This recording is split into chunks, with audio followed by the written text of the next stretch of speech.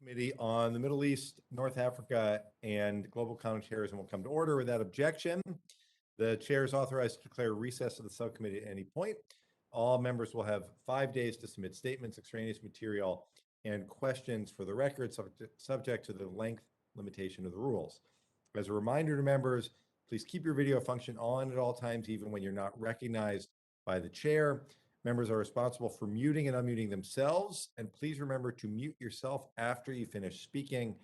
Consistent with HRES 8 and the accompanying regulations, staff will only mute members and witnesses as appropriate when they are not under recognition to eliminate background noise and not to prevent embarrassing statements. I see that we have a quorum, and I will now recognize myself for opening remarks. Pursuant to notice, we are holding a hearing on the current situation in Libya and U.S. policy toward Libya. I want to extend a warm welcome to Ms. Sasahara and Ms. Doherty. Thank you for joining us today. This is a momentous time for Libya. The stakes for U.S. interests in the Libyan people are very high. Since the events of the Arab Spring and the subsequent fall of Muammar Gaddafi, there's been so much hope for the Libyan people as they attempted to transition to democracy. The fracturing of the country in 2019 resulted in violent conflict and put hopes of progress on pause as foreign actors seized attempts to jockey for influence in Libya. However, significant progress has been made over the past year and a half. An effective ceasefire since October 2020, the establishment of Joint Military Commission to address security disputes, the restoration of oil production, and the establishment of the UN-led Libyan Political Dialogue Forum, which generated a credible political roadmap and led to the inauguration on March 15th of an interim Libyan government of national unity that had parliamentary support. I commend the Libyan people and their representatives for taking these important and necessary steps. And I would note that these achievements are in no small part thanks to the efforts of the UN support mission in Libya, UNSMIL, and the engagement of the State Department and USAID. When the interim government was inaugurated, there was a renewed glimmer of optimism about Libya's future. For the first time in years, there was hope that Libya's divided institutions might find a way to unify and usher lasting stability to the country, and that presidential and parliamentary elections scheduled for later this month would mark a pivotal turning point on Libya's path to peace and prosperity. But the positive developments don't tell the full story, and much of the promise of the political process has not yet materialized. Libya's elections are indeed scheduled to begin on December 24th, but the long-awaited vote faces numerous challenges, including unresolved questions about the relevant election laws and the eligibility of candidates. Despite their enthusiasm for holding a vote, some Libyans and analysts have called for postponing the election to allow more time for legal and logistical preparation. Meanwhile, the UN's top envoy for Libya announced his resignation last week. Against the backdrop of such uncertainty, I hope our witnesses will address what the U.S. sees as the challenge of ensuring free, fair, and credible elections in such a compressed time frame. There too remain longstanding challenges that have festered over the last year.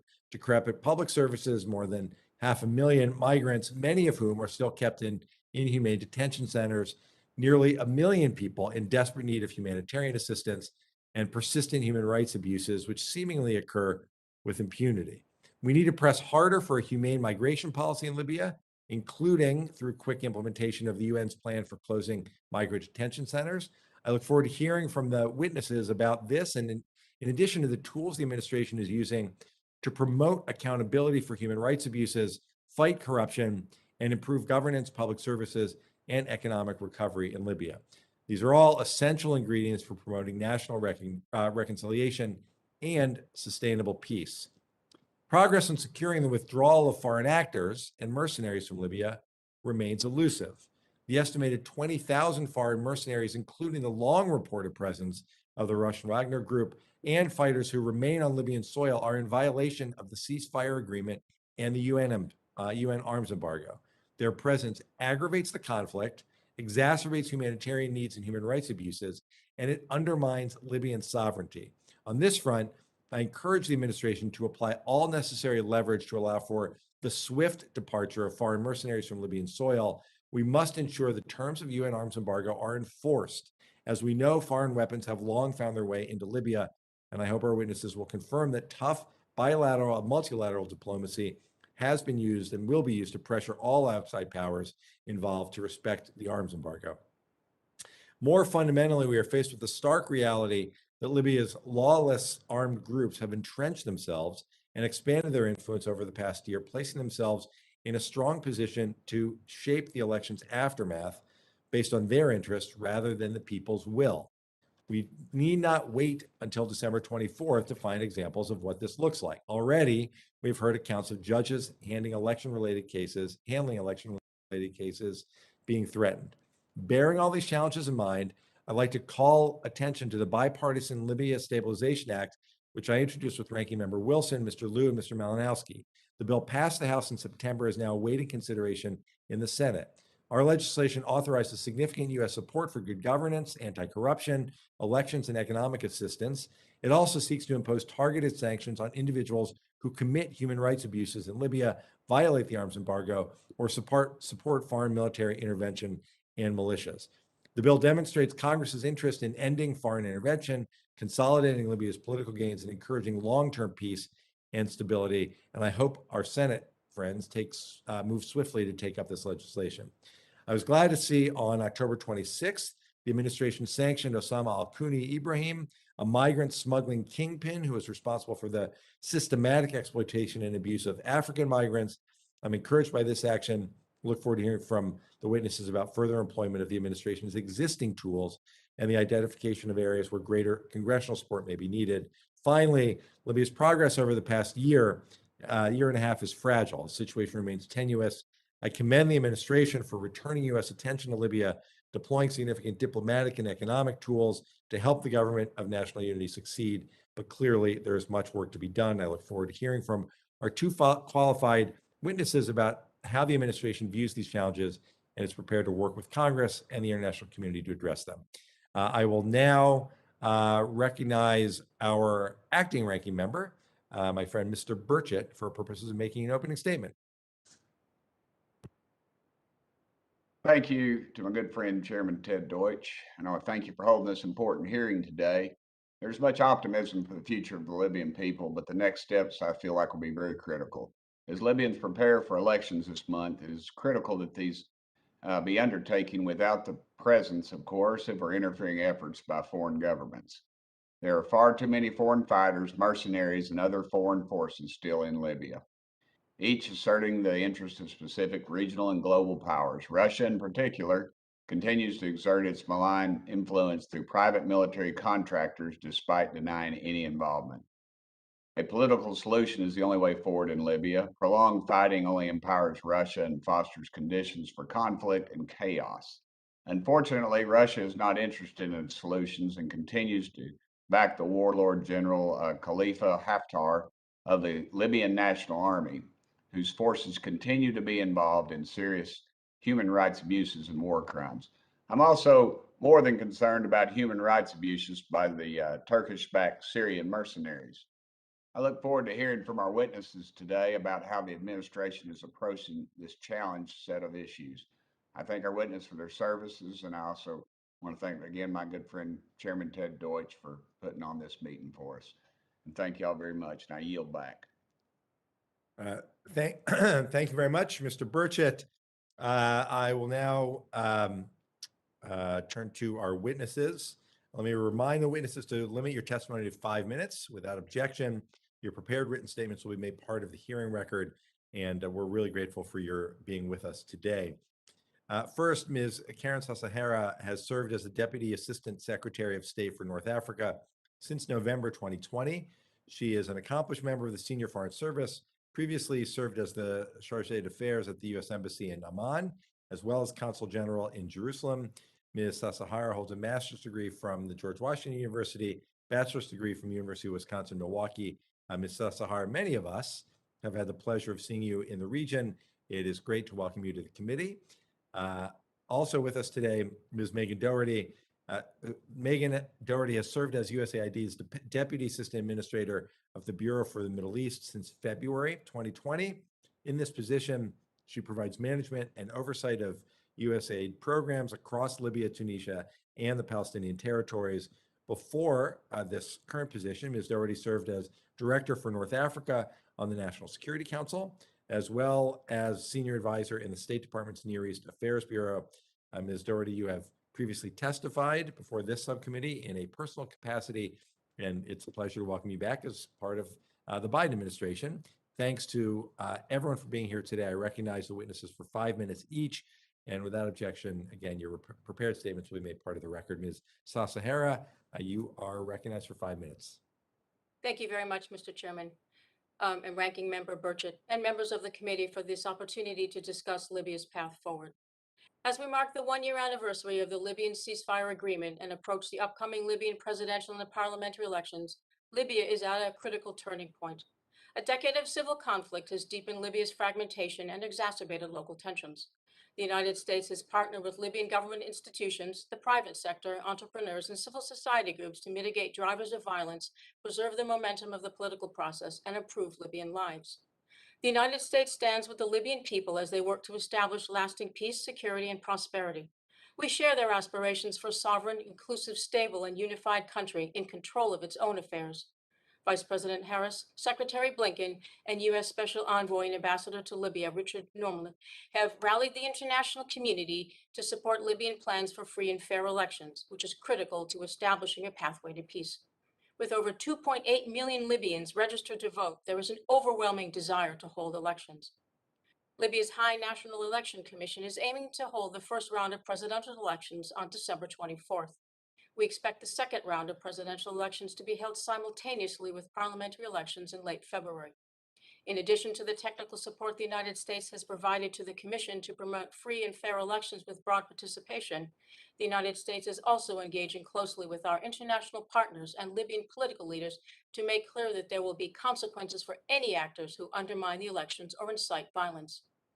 While the October 2020 ceasefire remains in effect, certain foreign powers continue to exploit the conflict and undermine Libyan sovereignty. The United States and international partners oppose all foreign military intervention in Libya. The UN Security Council passed UN Security Council Resolution 2570 in April, which calls for the departure of all foreign forces without delay. This includes Russian mercenary and proxy forces, Turkish forces and their proxies, and all other foreign military forces, mercenaries, and foreign fighters, including those from Syria, Chad, Niger, and Sudan. Russia's Wagner Group has been involved in facilitating multiple violations of UN Security Council resolutions and has been connected to human rights abuses in multiple countries. Wagner continues to both destabilize Libya and use it as a platform to expand Russia's destabilizing influence in Africa. During the Libyan-led stabilization conference held in Tripoli this past October, the East and West military leaders comprising the 5+5 Joint Military Commission announced an action plan for the withdrawal of foreign fighters, mercenaries, and forces. The United States strongly supports and commends the efforts of the 5+5 and encourages the swift implementation of its action plan. Successful Libyan elections beginning on December 24th and a transition to a new government offer the best opportunity to curtail Russia's expansion into the Sahel and to remove Wagner mercenaries from Libya. The United States continues to actively engage with our international partners in support of the withdrawal of all foreign forces. This will give the new Libyan government a chance to reestablish its sovereignty and rebuild a balanced range of security cooperation partnerships that will serve Libyan interests and promote regional stability. We support the inclusion of Libyan civil society and women leaders in the ongoing political process, including to ensure stronger accountability for crimes committed in the country. We were appalled by reports earlier in the year of mass graves in Tarhuna, and recent allegations of violence and abuse against migrants are similarly shocking. We need to make clear that those who commit human rights violations and abuses, such as unlawful killings, torture, and forced disappearances, must be held accountable. Accountability for all responsible actors is key to strengthening the durability of a political solution, providing the Libyan people a genuine path to national reconciliation and justice. Our commitment and partnership are demonstrated through long-standing U.S. assistance. Since 2011, the United States has provided approximately $900 million in foreign assistance for Libya, including nearly $400 million in U.S. stabilization, economic and development support, $160 million in security assistance, and over $350 million in humanitarian assistance. Libya also participates in the US-funded International Organization for Migration Africa Regional Migration Program, which builds national capacity to manage migration and increase regional cooperation on migration issues. The challenges that remain are daunting, but it is hard not to be moved by the Libyan people's determination. After everything that they've faced, the Libyan people now have the best opportunity in a decade to lay the foundation for a stable democratic society. Now is the time for Libyan political leaders to seek consensus, finalize preparations for national elections, and fulfill their commitment to the Libyan people to hold the vote on time. Thank you once again for this opportunity to speak with you today, and I look forward to your questions. Thank you very much, Ms. Sasahara. Ms. Doherty, you are now recognized for 5 minutes. Chairman Deutch, Ranking Member Burchett, members of the committee, thank you for the opportunity to speak with you today about Libya's path forward and the role of the U.S. Agency for International Development. Libya's political transition is neither easy nor direct. The Libyan people have now endured a decade of insecurity, declining public services, and economic and government dysfunction. But despite these challenges, the Libyan people want to move forward. The nationwide ceasefire that was agreed to in October 2020 has largely held, and today nearly 70% of Libyans support holding elections. In fact, 90% of Libyans who registered to vote have already collected their ID cards. And while the challenges should not be understated and there are deep political divisions, it is worth noting that those disagreements are taking place in courtrooms instead of battlefields. That said, significant challenges remain in Libya. The United Nations estimates that nearly 900,000 people are still in need of humanitarian assistance. There are more than 600,000 migrants and 41,000 registered refugees and asylum seekers who are uniquely vulnerable and subject to egregious human rights abuses. The recent conflict caused severe declines in services and access to water and sanitation, and COVID has further worsened the country's struggles. In some places, food costs for basic items have more than doubled their pre-pandemic levels. So in response to all of this, USAID's goal is to advance Libya's ability to establish a unified government capable of transparently managing its resources and serving its citizens.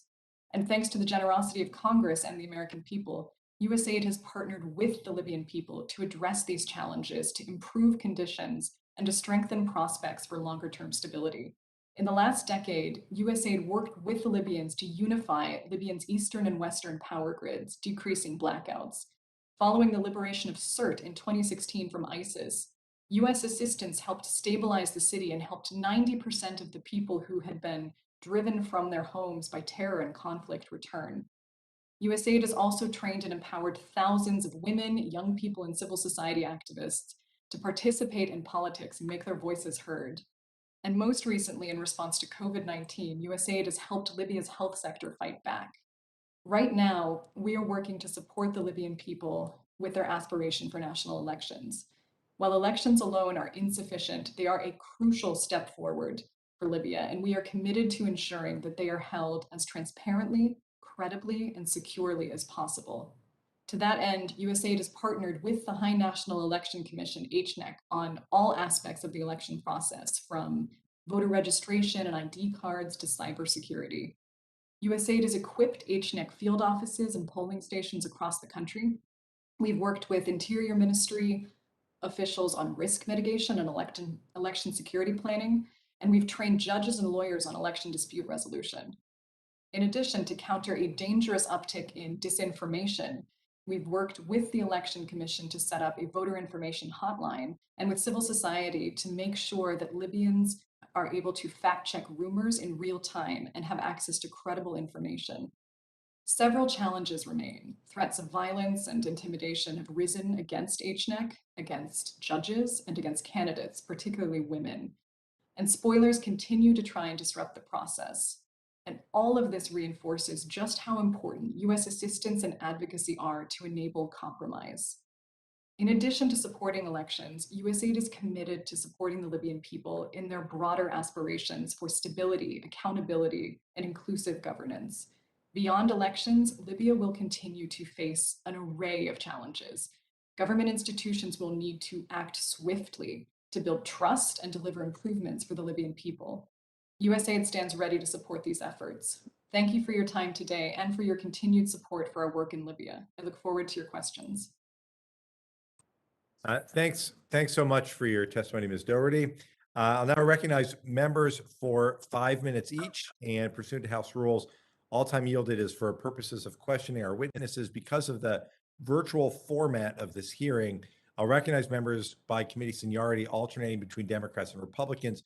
If you miss your turn, please let our staff know and we'll circle back to you. If you seek recognition, you must unmute your microphone and address the chair verbally. I will refer to later, and I will start by yielding to Mr. Cicilline for 5 minutes. Thank you, Chairman Deutch and Ranking Member Wilson, for holding this hearing, and thank you to our two witnesses. This was very useful. Mrs. Sasahara, I hope I pronounced it correctly. In October, the Human Rights Council voted unanimously to renew the mandate of an independent fact-finding mission, which has investigated and reported on extensive allegations of war crimes and crimes against humanity in Libya. As part of this work, the mission has assembled a list of perpetrators responsible for gross human rights violations in the country. Would you speak a little bit to how the United States is working to support these efforts to really hold individuals responsible for committing international crimes in Libya, and how our re-entry into the Human Rights Council in January of 2022, after 3 years of absence, might facilitate that effort, and just sort of what's underway and how we can make certain that is successful. Thank you very much for that question, sir. This is very much at the core of our policy in Libya. It is a deviation, distraction from the real task at hand. In the Berlin II and at the Paris conferences that were held this past June and in November, respectively, we called on the Libyan authorities to respect and fulfill their obligations under international rights and humanitarian law, and we have condemned all violations and abuses of migrant smuggling and human trafficking. We do support the UN fact-finding mission on Libya and its unhindered access to all Libyan territory to carry out their work. This also includes support for the Berlin process, the International Follow-up Committee for Libya, Humanitarian Law, and the Human Rights Working Group to promote accountability through direct engagement with Libyan leaders. We are also providing funding to the UN agencies and civil societies to document human rights abuses through our department's annual reporting on human rights, trafficking, and religious freedom. It is extremely important that we have rejoined this body in Geneva. It is very much at the heart of this administration's foreign policy. I believe the president said that, Secretary Blinken had said that, and this enables us to get back at the table, to be able to put some action behind those words. And Libya is definitely on our screen. And we continue to have discussions through the Ambassador Special Envoy Norland directly with the most senior Libyan leadership, and to consult constantly with our partners, whether it's the closest partners, the Berlin conference, and those to continue for a full court press. Thank you very much. Ms. Doherty, thank you for your testimony as well. You noted in your testimony more than 900,000 people are still in need of some form of humanitarian assistance in Libya. And while USAID and the UN are leading the effort to help supply aid on the ground, instability caused by the election could further jeopardize vulnerable populations in the country. And so would you speak to USAID's preparation to work with the UN to really scale up humanitarian activities in Libya if fighting does break out during or after the election? And do you have the resources you need to provide the level of assistance that will be necessary if that does happen? Thank you for your question. There's always a risk that elections could stoke tensions or be exploited by spoilers. And as we noted earlier, the environment is fragile. But we are doing everything in our power to ensure that the Libyan elections are set up for as much success as possible. And our goal is to minimize the potential for violence. So we, to that effect, are working with the Election Commission and the Interior Ministry on a joint elections security operations center. We've helped establish a national election security plan and provided training on election security for HNEC officials. We've also helped the Interior Ministry set up an election violence monitoring dashboard to provide early warning of potential violence and to help them respond. In addition, on the civil society side, we are supporting strong anti-violence messaging and public awareness campaigns throughout the country. So our goal is to keep Libyans participating in the process and to keep the process peaceful.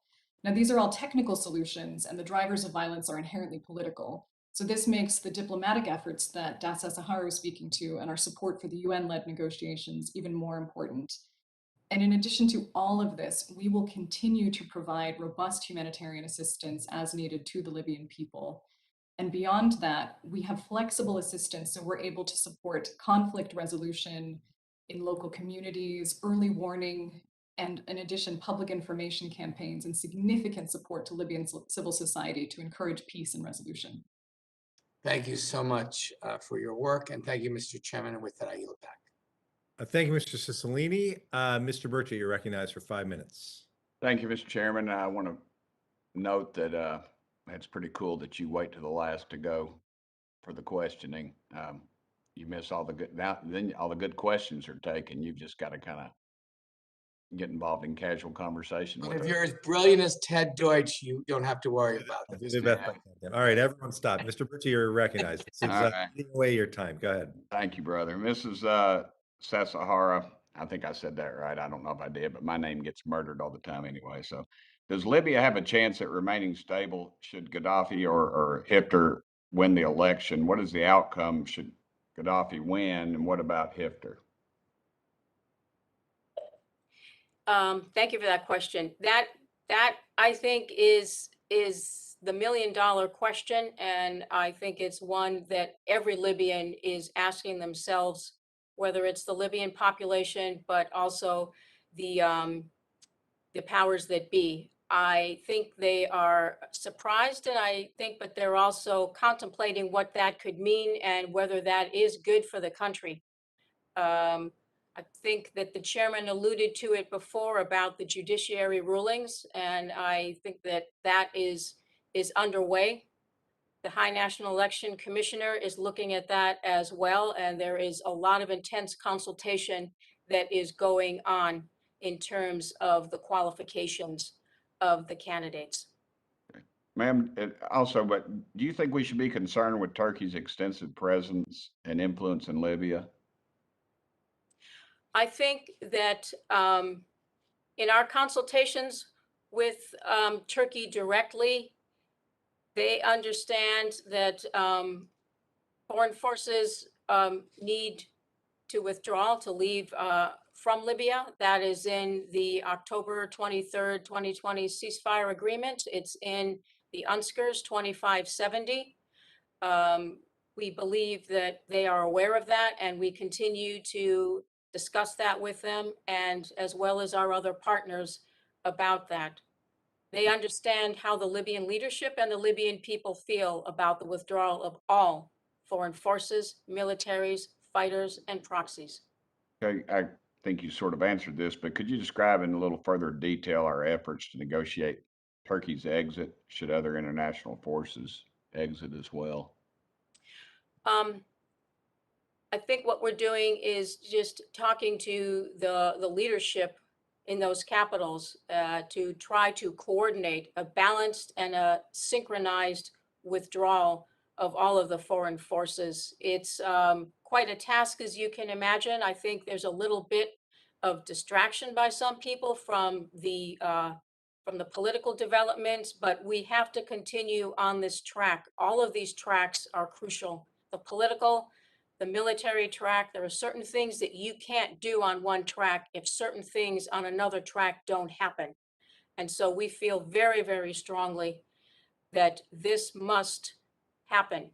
But I think, as you know, there are senior levels of leadership that are questioning that, but we continue to work with them very intensely on a sequenced, balancing, synchronized withdrawal process. How do you feel? How do you feel the State Department's planning to counter the increased Russian involvement and influence in Libya, ma'am? Yeah, it's a destabilizing force. We have said that binationally. We have said that in multilateral fora. We have the United States itself has sanctioned Yevgeny Prigozhin and the Wagner Group. We will continue to push and to consult with our partners. The Libyans themselves want it. Their senior leadership has traveled to Ankara and to Moscow to relay that directly. I can't think of anything more definitive and authoritative than the Libyan people and the Libyan leadership making that request. Okay, real quick, Ms. Doherty, can you describe how the U.S. is working to help combat the human trafficking in Libya and North Africa overall? Thank you. I'll actually redirect that question to Sasahara, given the State Department's role in human trafficking.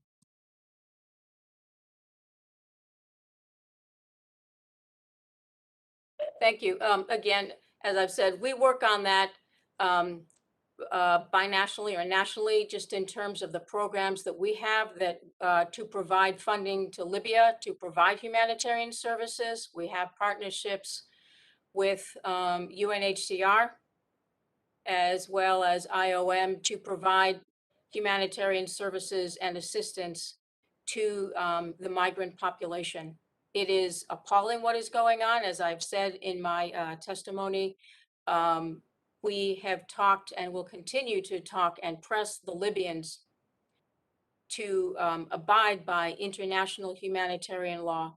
I was happy to hear that they did restart or reestablish the repatriation flights, which I think is very, very important for those that have decided they would like to return home. They can do so in a safe manner. But for those that are left behind, as my colleague at USAID said, that it's far from over.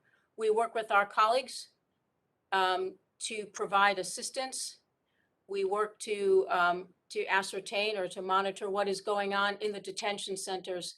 I think it's not just a question of talk, though. We have sanctioned one of the directors of the Migration Center, Mr. Koni Ibrahim, for the horrible abuses, physical, sexual abuses that were going on in that migration center. We will continue with that. We will continue to use that tool as the most effective way to stop these odious practices. Thank you, ma'am. I believe I've gone over. Now, if I haven't, I yield back my time. Chairman Deutch, thank you, brother. Thank you, Ranking Member Burchett. Mr. Connolly, you're recognized for 5 minutes. Thank you, Mr. Chairman. Let me ask a devil's advocate question. We'll stipulate that U.S. policy favors having an election and the withdrawal of foreign forces who might have a malign impact on those elections. But sometimes having elections in countries that don't have any democratic tradition can actually lead to more instability because they're not ready, and can frankly empower and embolden those forces that want to control the central government. And so how do you answer, with the best of intentions, the United States may find itself here supporting actual element of instability by having elections, even though our motives are presumably good, but the unintended consequences may in fact contribute to further instability in a place like Libya. So we will support our Libyan partners. If their expert determination is that a delay is necessary, we will support them and we will work with them to address whatever the technical issues that they identify are. Yeah, excuse me, Ms. Doherty. My question isn't what their intention is or what, we're going to support whatever our partners support. It is, do we in fact spend any time looking at the unintended consequences that could occur? And how do we address that? Yes, it's our responsibility to identify any number of outcomes and to proactively plan for them. And on the assistance side, we've maintained flexible approaches. We're supporting violence prevention. We're working in local communities on conflict resolution, on early warning mechanisms. We're also providing support to the UN-led process to make sure that if there are any disruptions, we can also help the process get back on track. And is it our understanding that other armed groups operating in Libya are going to allow an election to take place in the territory they control and or abide by the results of those elections? So our goal with our assistance is to make sure that Libyans continue to participate in the process peacefully. So Yeah, that is why- that's not my question. My question isn't about our goal. My question is about our analytical assessment of the situation on the ground. Do you want me to- We're clear-eyed about the challenges, and we do expect that actors will continue to disrupt the process. And that is why we've been doing the contingency planning. But I know my colleague has more. Ms. Sasahara. Right. No, thank you very much, Congressman Mast. That's a really good question. And this is something that we do spend a lot of time with, particularly those that have kind of seen this show before in other countries in the region Right. where we've been. And you're right, this isn't a question of just here's a ballot box, let's have an election. This is a profound transformation that Libya is going from a system of single dictatorial strongman model from 1969 with Gaddafi up until 2011, and then a little rough ride forward. So you're right. What are the contingencies that are going to happen there? How can this go wrong how can it go right if you don't have that history there? This is actually what's been really actually kind of gratifying and a little bit surprising, not to be disrespectful, but you saw, as I said before, just under 3 million Libyans, they registered to vote. They know what's going on with the militias, all of that. They've seen it, they've lived through this, and they're like, I am going to vote. I'm going to have this right. They know what it means. The High National Election Commission has been working with the assistance of USAID to get down all of the logistics of an election that you would see. Something I was really surprised to hear how far along they had been, because I hadn't heard anything. And I'm like, yes, they've got the observers, they've got the polls, they've got the security, every single thing, checking every box down there. So the logistics, the administrative was really right on target. They know what they want. We've seen this anecdotally. We want to vote. And they're actually they're watching what we say. They're watching what every Libyan politician says about the elections, because they want it to happen.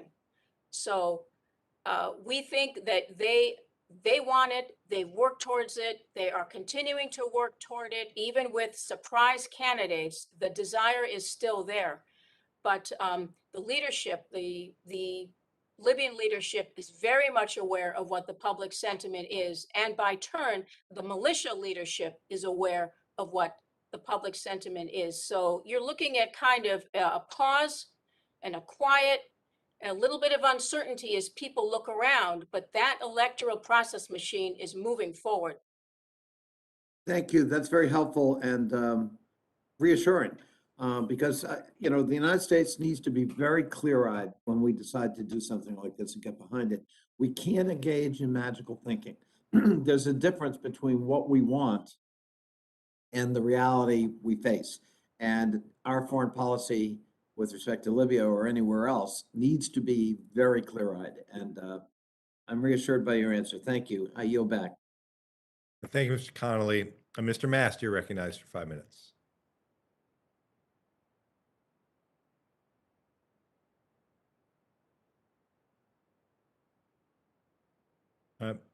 Mr. Mast, I think you're muted. Mr. Mast, are you talking to us? You mean, oh.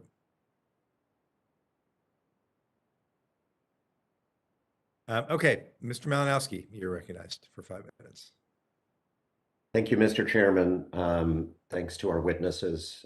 First, I just want to say in general that I applaud your efforts, both at the State Department and USAID, to support these elections and the Libyan people as they try to emerge from a decade of conflict. I would recall that the last time we supported the Libyan people in holding elections, they did an absolutely marvelous and spectacular job, surprising virtually every skeptic, including me at that time.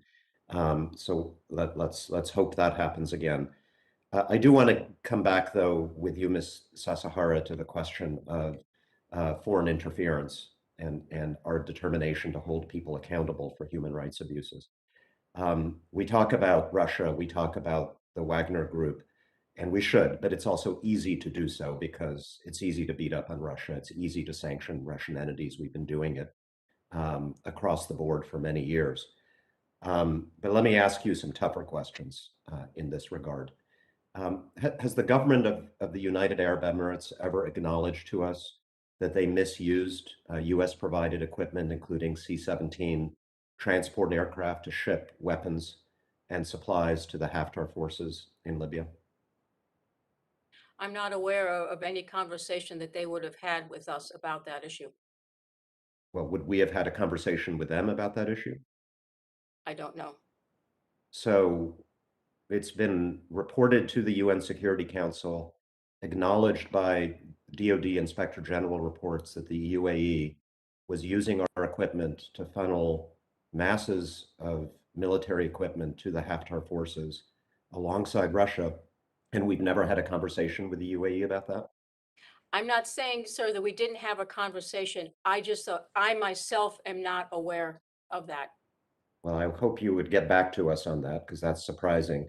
I mean, would it be appropriate for us to fulfill additional requests from the UAE for that kind of equipment, including, for example, C-17s, if they don't acknowledge having misused them in the past? No, it's a good question. Congressman, all of our sales come with a lot of conditions and a lot of discussions beforehand, and there are a lot of legal requirements, as you know, everything from the SU-35 that we sell.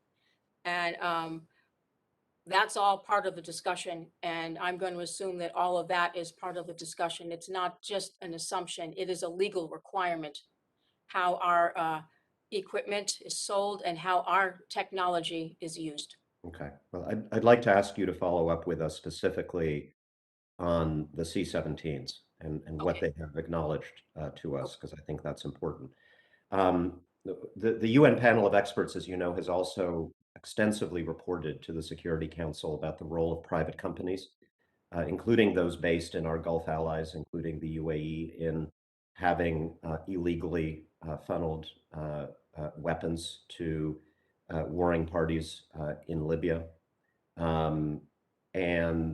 You know, some of those companies include Emirati companies like Lancaster 6, Opus Capital Assets, which funded and directed provision of helicopters, drones, cyber capabilities to the Haftar forces. There was another company called Black Shield Security, which deceived Sudanese men into by telling them that they were going to just do private security work in the Emirates, but in fact they were flown to fight alongside the Haftar forces in Libya.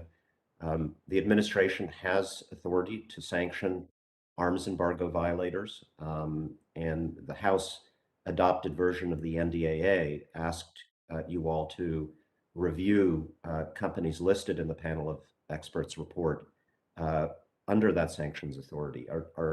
Is that something you are looking at? And if not, why not?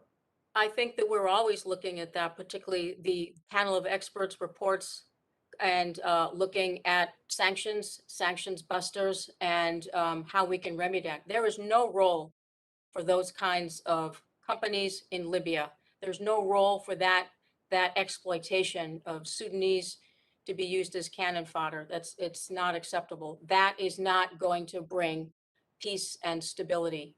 So we Okay. work through USUN with the panel of experts. We work with our colleagues to monitor that. And I do want to get back to you, as you said before, about the conversation with the UAE and find out. But Thank you. that's there's no role for them. Could I ask you to get back to us on companies specifically listed in the panel of experts report, and just to update us on whether there's serious consideration of using the sanctions authorities. Again, it is always easier to sanction a Russian than somebody from a country that we consider a partner. I get that diplomatically, but I hope you would agree that in this case, it shouldn't matter. If there's a private entity that was involved in these arms embargo violations, it should be treated equally, no matter where it comes from. Would you agree with that? Well, I understand your point on that very, very clearly. You know, Thank you. sanctions are sanctions, so we will get back to you. Thank you. Thank you. I yield back. Thank you, Mr. Malinowski. Before we go to Ms. Manning, we'll see if Mr. Mast would like to be recognized. Ms. Manning, you're recognized for 5 minutes. Thank you, Mr. Chairman, for holding this very important hearing, and thank you to the witnesses. Ms. Sasahara, Can you talk to us about how the administration is working to address and remove the presence of Russian-backed forces from Libya? Thank you, Congresswoman. Yes, as I mentioned a little bit earlier, what we have done directly, the United States has sanctioned the Wagner Group. We've sanctioned the group itself, and of course, its leader, Yevgeny Prigozhin. And I believe there are other countries that have done that as well. I think the UN has. We are going to continue to push and to support the Libyan efforts to do such. I mentioned a little earlier that shortly after they were sworn in, I think that the foreign minister and the prime minister themselves traveled to make that point that they want all foreign forces out of Libya. And that actually is a direct reflection of what the Libyan people themselves want. They want everybody gone. They want the opportunity to rebuild without having these kind of nefarious forces that are just pushing their own agendas or using Libya for their own regional purposes. So And we will continue to those- push on that. Okay, and are those efforts having any impact? Are you seeing any result of what you've just described? I think that they are. I think that it is not a wide open space or free fire zone for that Wagner works in. There are limits on what they can do, and there are certainly limits. And the Libyan people themselves have been very vocal about what they do or don't want to see in their country. Can you talk to us about the extent to which the arms embargo on Libya is being enforced and what actions we're taking to get countries, including some of our partners, to stop sending arms to Libya? We are working with the panel of experts at the UN to monitor who is doing the sanctions busting, what is it that they're bringing in, and how we can stop that. It's hard. It's hard with all of, we have so many different forces that are on the ground there, and it's difficult to monitor all of that. So we do work with the United Nations and the partner nations to implement asset freezes, for example, travel ban measures on violators of the arms embargo. In July of 2020, the United States imposed sanctions on 3 individuals and 5 entities that are linked to the Wagner Group after the group placed landmines in civilian areas in Tripoli. So we do have a number of concrete instruments and steps that we can take and that we have taken them. So again, are those steps having any impact that you can see so far? They are not spreading their activities further throughout the country unimpeded and at free will. Thank you. Ms. Doherty, I want to ask you about the status of women's rights and women's political involvement in Libya.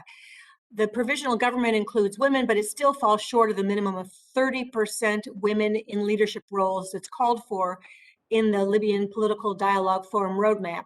Of the 98 registered presidential candidates in the upcoming election, just 2 brave women have stood for election. What sort of threats do they face, and how do we plan to monitor and prioritize the greater inclusion of women in Libya's political and civic life going forward? Thank you for that question. Empowering Libyan women is a major priority for USAID. And you've noted well the challenges that they face. We have seen brave Libyan women stand up to run as candidates and community leaders, and we have seen them be met with harassment. We've seen them face actual in-person bullying. We've seen horrific online attacks. We've seen falsehoods spread about women candidates. We've seen their integrity challenged. We've seen violence, and we've also seen abductions against women candidates. So our goal in all of this is to make sure that women in Libya have the support and the protection that they need to stand up and to run for office and to be empowered civil society activists. So right now, through our programs, we are supporting women as advocates, as candidates, and as election observers. We're partnering with the European Union and with UN Women on a number of training programs for candidates and campaign managers. We've trained many women to safeguard the polls as domestic election observers. And we've supported a 30% quota campaign, which is a women-led advocacy initiative pushing for 30% quota in parliamentary elections. And in addition, we're also working beyond the elections themselves with the Education Ministry on a Not Before 18 campaign to raise awareness of the dangers of child marriage and more broadly supporting elected women leaders. Thank you. Thank you both. My time has expired. I yield back. Thank you, Ms. Manning. Mr. Vargas, you're recognized for 5 minutes. Thank you very much, Mr. Chairman. And again, I want to thank Ranking Member Tim as well as the witnesses today. I do have some questions about the elections themselves. Now, listening today, I understand that you have great sympathy and encouragement that the elections will be held, that the elections will work, and that Libyans want to vote. And I'm with you on that. However, we do see from the Congressional Research Service that they may not be aligned with that. They may think that, in fact, there will be delays and that there will be problems with the vote. Could you explain here the difference? There seems to be a little bit of different take on this issue of the elections.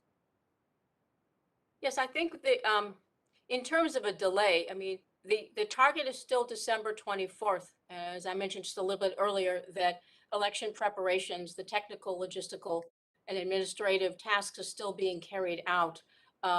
But there has been kind of a compressed time in which for that to happen. And I think people want to make sure that the elections are carried out well. There is an expectation, a public expectation, that they are going to happen. If there's any kind of a delay in the elections, it's going to be because of technical issues. People want to make sure that everything is in place, that people have their voter registration cards, that they know where they're supposed to show up, and that there is real security and integrity in terms of securing the ballot boxes and the counting. So there are still a lot of technical steps that need to be carried out, but the intention is to hold it on the 24th. Okay, let me read what they have written here, because I think it's interesting. These challenges may be compounded by the absence of an agreed constitutional framework prescribing the relative powers of the newly elected entities. I mean, it sounds like they're saying, when I was reading this and looking at it, that, okay, we may have the elections, but once we do, all of a sudden we're going to have all these other problems because we really don't have a framework here set up for these entities to, in fact, rule. What can you tell me about that? Well, in early October, the House of Representatives actually did come up with a legal framework in which to hold the elections. I know that had been something that had been dragging on for months and months and months, but the Speaker did announce and present a framework in which the elections could be held, and that there were a couple of rival power personalities, frankly, that did voice their opposition. And I know that there was concern about whether this was good enough, whether this was legit so that you could go ahead and go forward. But it's December. Preparations are still going forward. The candidacy registration opened up in early November. The candidates registered. It's been closed. So all of the steps are moving forward. Okay, I hope you're right. It seems to me too that there's so many other groups there trying to frustrate these elections that elections may not work. The reason I bring all this up is, of course, there's no history of elections there really that work, in my opinion. As you've noted yourself, you've had a strongman there, Gaddafi, for so long, and all of a sudden we want these elections to work. I mean, we're Democrats in the larger sense of the word, but really no good history of this. And it does seem to be that there's a lot of issues we may be pushing that may not work at the end of the day. And we have a ceasefire right now that could fall apart because of these elections. No, that's a good point. Actually, I want to make the point. Congressman Malinowski corrected me when he pointed out that there were elections in 2014. So there is a history there. So I stand corrected. You're right. It is fraught with peril. There's a lot of firepower there, but there is a strong desire to do this. And I think the political elites are finally realizing that the Libyan people are going to hold them to an account, even through all of the doubt, all of the debate, all of the shenanigans. Libyans, millions of them, continued to register, continued to say, I want to vote. I want this vote to happen. So I think there is a realization there, but it is correct to say that there are still some technical aspects about the actual voting that still need to be worked out. But I just have 10 seconds left. I want to thank you, but I do want to just thank USAID. I appreciate the work that you do everywhere around the world, especially in these difficult locations. And thank you for what you're doing there. I wish you the best. I do. Thank you. Thank you, Mr. Chairman. I yield back. Thank you, Mr. Vargas. I echo your sentiments about USAID, and I yield to Mr. Schneider for 5 minutes. Thank you, Mr. Chairman, and I'll echo the same sentiments about USAID, and I want to thank the witnesses for joining us today. I'm going to build on some of the things said by my colleagues, Mr. Connolly, Mr. Vargas, and Ms. Doherty. You said in your opening statement, the United States has a strategic interest in a stable and prosperous Libya, which is certainly true. You later went on to say that while elections alone are insufficient, they are a crucial step forward for Libya. And Ms. Sasahara, you just said a moment ago, elections are fraught with peril. So I have three kind of related questions. First is, what do you see as the necessary steps besides elections for a stable and prosperous Libya? What is the sequence of those steps? Specifically, what has to happen before we can have successful or expect successful elections? And how should we measure progress and readiness to increase the likelihood that the elections will be successful and the outcome after the elections will lead us to that stable and prosperous Libya that we're all hoping for? Thank you for that question. Oh, Sasahara, do you want to go and then I'll weigh in? All right, sorry, no, I didn't mean to take your time, Megan. My apologies. I think that the elections are a huge signal of success that we were able to do this. We are truly making the transition from that. No, I agree, but what steps have to happen? And we're on a short time frame, but what do we need to see in place to have a confidence or to help ensure that these elections and the post period after the elections will put us on that path towards the stable and prosperous Libya? Okay, I think what we're seeing, what we need is what we're seeing now is that the ceasefire that was brokered October 23rd, 2020 is still in place. Yes, there are militias. Yes, there are other armed factions, but the ceasefire is holding. It is in place. And that's very, very important.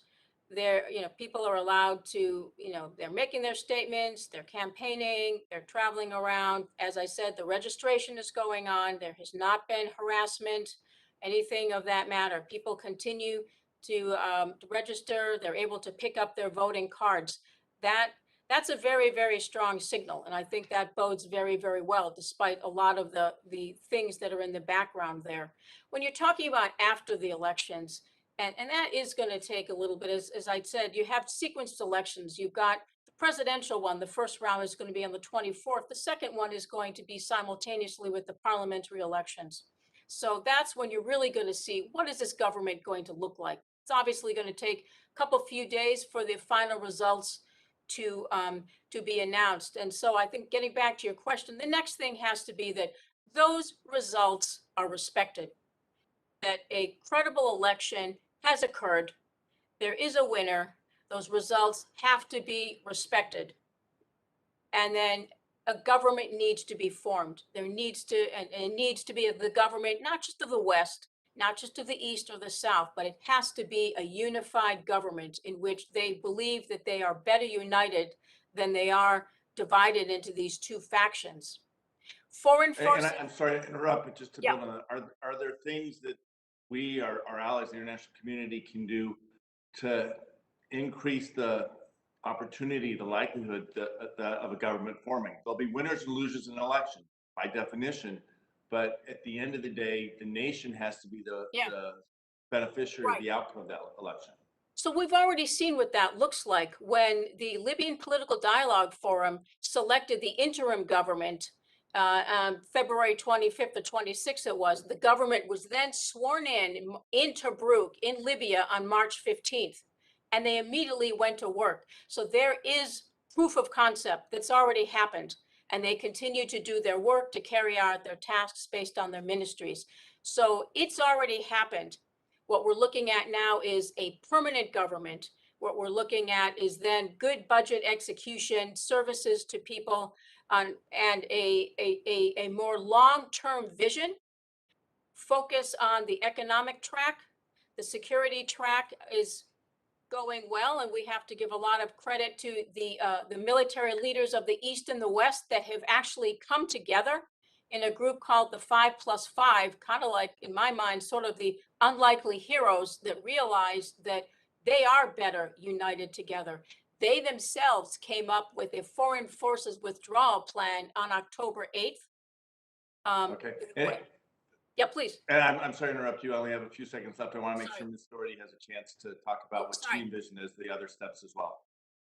Thanks so much. I appreciate that. In addition to what Karen mentioned, the key point here is that elections need to lead to something. They need to lead to governance and they need to lead to change. So your question of what are we doing to make sure to set this up for success?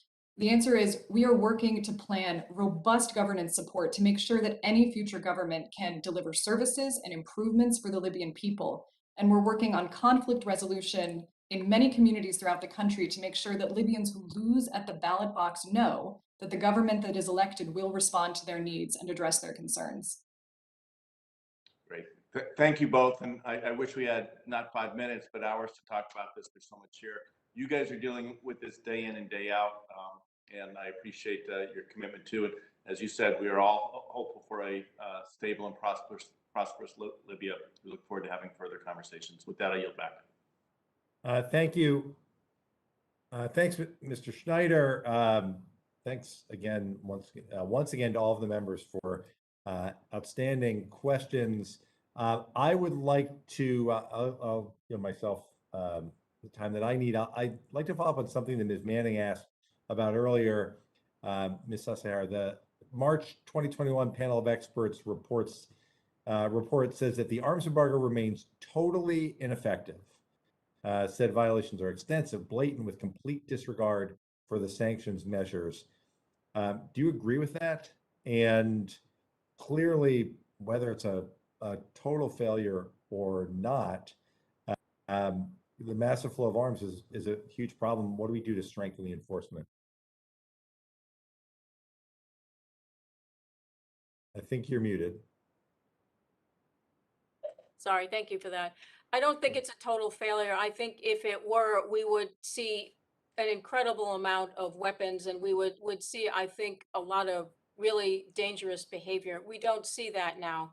It is difficult policing up all the borders, but we try to partner with the Libyans as well as with others to make sure that we keep as much out of Libya, off the battlefield. Again, I go back to the fact that the ceasefire continues to hold. That took some doing, but it has been respected by all sides, which I think is the real success, that they realize that they're better off in a peaceful place than trying to win on the battlefield. Thanks, Ms. Doherty. Let me ask a question about politics as we approach the elections. There still seems to be this disunity at the national level. Municipal governments, how do municipal governments cope with the instability, and what does USAID programming do? How do you work to strengthen and build capacity at the local level? Thank you, Chairman. The local governments in Libya have been bright spots over the past decade. We've worked with them for years. They have been great partners. And our goal in supporting the local councils has been to improve their service delivery, but also help them build trust and credibility with their citizens. So to give you a few examples of our work, we've helped 18 municipalities across Libya become financially self-reliant, helping them with financial planning and things like revenue collection. We helped 24 local councils improve their budgeting and promote transparency, which is sometimes a radical concept, through things like town halls and publishing spending information. And more broadly, we have supported 22 peaceful, successful local elections for municipal councils. And we've been providing training and support to local elected officials, including targeted support to elected women councilors. And through all of this work across the country and with these local councils and in the communities, we've actually seen perceptions of local governance improve.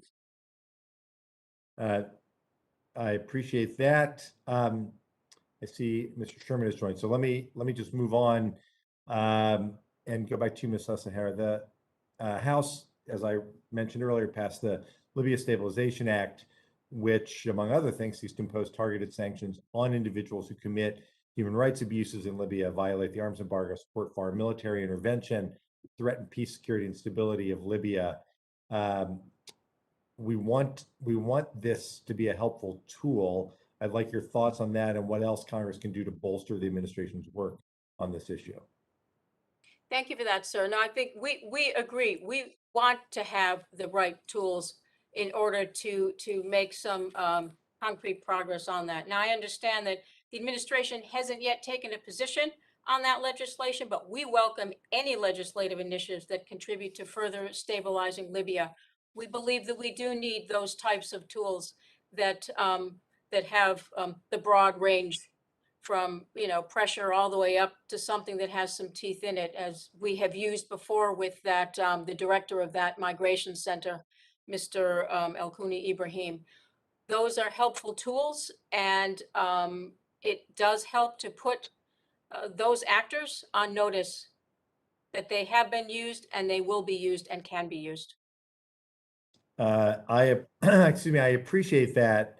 In addition to the tools that we're trying to give you, if you could finally just speak to additional measures you may be considering to compel foreign forces to leave, and tell us about any conversations, ongoing conversations, pressure on. There's been a lot of talk about the Russians and Emiratis, but the Turks as well. Yeah, I think I think particularly following the elections, there's no pretext there. You're going to have a permanent government, a government that is going to want to decide what are the most appropriate military relationships that it is going to have with other countries, large and small, ourselves included, any of them. So I think that is going to be a very key point. We all know that every embassy has an attaché and security assistance and these types of things, but we're looking at something that is very, very different. It is not even under a flag. There's a pretext that it's not linked to a government. So I think that continuing to support and work with the Libyan people and the Libyan leadership in their often stated, publicly stated desire, we want all foreign forces out. I think it would be very difficult for any country to try to defend its extensive military physical presence there. It would indeed. Thank you very much. Thanks to both of you. And Mr. Sherman has joined. Mr. Sherman, I'm happy to yield 5 minutes to you. Thank you, Mr. Chairman, and thank you for holding these hearings. I want to focus on the involvement of Turkey and Russia. Focus on what each country would hope to gain. Turkey obviously ruled the area for hundreds of years ago, or 100 years ago. Although the level of Turkish control was never all that great. Does Turkey aspire to have military and naval bases in Libya? Does it see itself as a regional power? And does Turkey imagine that it will somehow get a big chunk of the oil revenues from Libya one day? I think that I think there's always an element of looking at how one can strengthen or project political influence and form new commercial partnerships. And Libya is an oil-rich country. Libya is part of the Southern Med. So I think that there are a couple of different reasons why you would have a country like Turkey that's interested in Libya. like any other country, they have the right But to have. we haven't seen Turkey try to establish naval bases outside of its own region. It's not like they're talking to Algeria about Right. putting naval bases there, or um, uh, do they?